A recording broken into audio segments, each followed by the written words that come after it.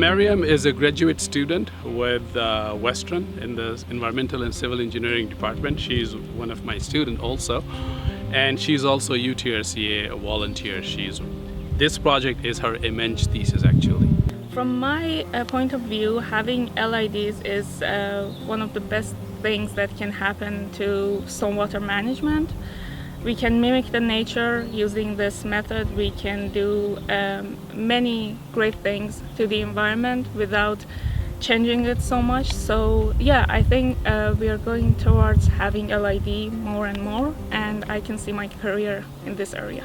We will model these LID features and come up with the idea whether having LID is enough for the area or not, and whether we can actually have LIDs instead of conventional ponds.